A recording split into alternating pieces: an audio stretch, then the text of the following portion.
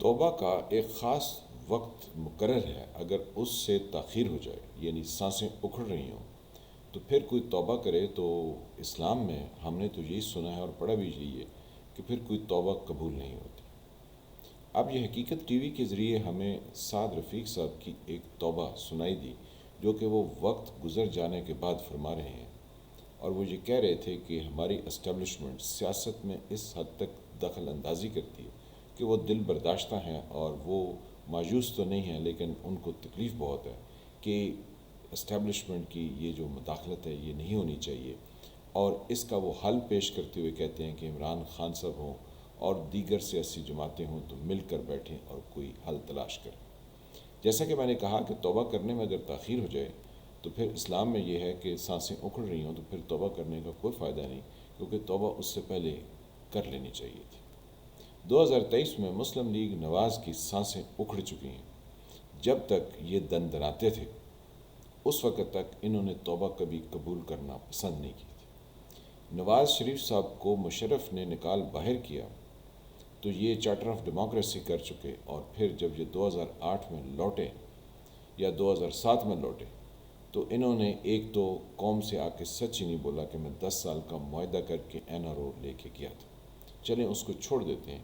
پھر یہ memo get میں کالا کوٹ پہن کے سپریم کورٹ میں جا گھسے، اور انہوں نے سمجھا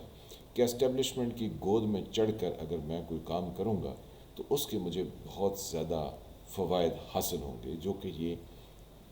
2013 میں حکومت تو یہ لے سکے، لیکن اس کے بعد پھر ان کے ساتھ وہ ہوا جو سننے میں اور دیکھنے میں بہت فرق ہے۔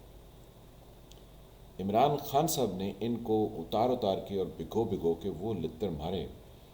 جو یہ رہتی دنیا تک یاد رکھیں گے۔ نواز شریف صاحب کا اگر 80s کا اور 90s کا دور جن لوگوں نے دیکھا ہے اور جو جانتے ہیں، تو نواز شریف صاحب اور یہی سعد رفیق صاحب جو آج رو کے دعائیاں دے رہے ہیں، یہ ان کے ساتھ چمٹے رہے۔ اب کہتے ہیں کہ یہ موروثی سیاست ہے، اور ساتھ میں کہتے ہیں کہ ہمیں اپنے لیڈرز کی او بھگت کرنی پڑتی ہے، ان کی پوجا کرنی پڑتی ہے، ان کو بہت زیادہ مرتبہ دینا پڑتا ہے، تب جا کے کہیں آپ سیاست کر سکتے ہیں، ورنہ آپ کی کوئی سنتا نہیں ہے۔ وہ بڑے انقلابی قسم کے دعوے کر رہے تھے۔ تو ان کی پارٹی کے بارے میں، نواز شریف صاحب کی پارٹی ہو، عمران خان صاحب کی ہو، جماعت اسلامی ہو، ان سب کے دعوے جو ہے وہ ماشاءاللہ ایسے ہوتے ہیں کہ لگتا یوں ہے کہ معاشرے کے اندر ان سے بڑا کوئی انقلابی نہیں ہو سکتا، لیکن جب موقع آتا ہے تو پھر یہ آگے لملیٹ ہو جاتے ہیں۔ سعد رفیق صاحب اس وقت نواز شریف صاحب کو چھوڑ کے میدان میں نہیں آئے جس وقت نواز شریف صاحب امیر المومنین بننے کے 90s کے آخری، جب یہ 99 میں ان کی حکومت 12 اکتوبر کو ختم ہوئی تو اس سے پہلے یہ میجورٹی ان کے پاس تھی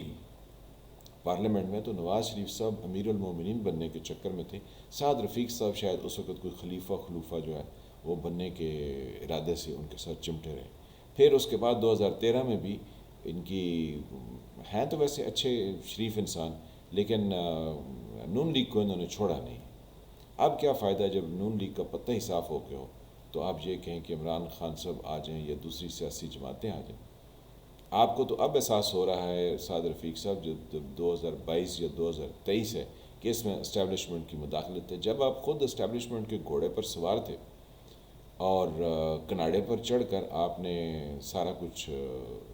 80s میں اور 90s میں آپ نے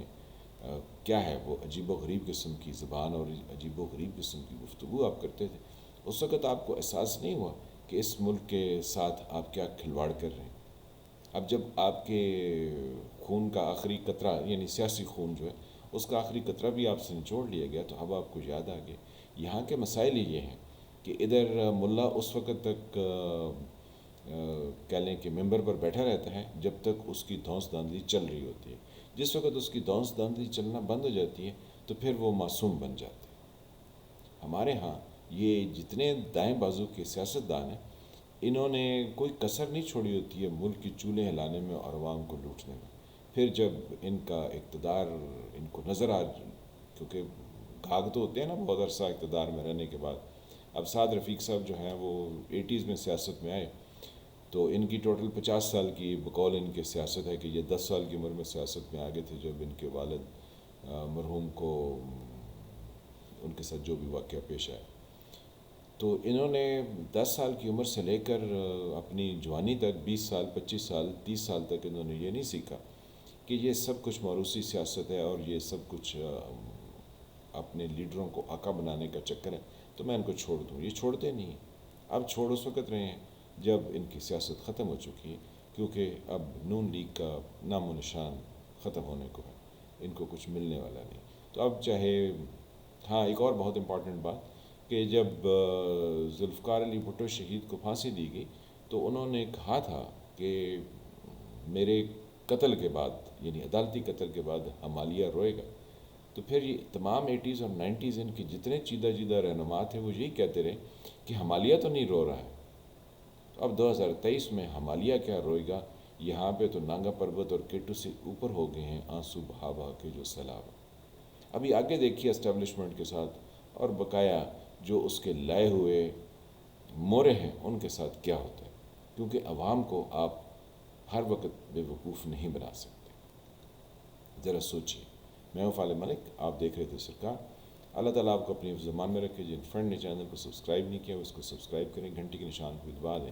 تاکہ آپ کو نئی آنے والی ویڈیوز ملتی رہیں. ویڈیو کو لائک کریں، شیئر کریں، کمنٹ کریں اور دھوکہ دینے والوں سے باز رہیں. ملتے ہیں کسی نئے ٹاپک کے ساتھ، تب تک کے لیے خدا حافظ.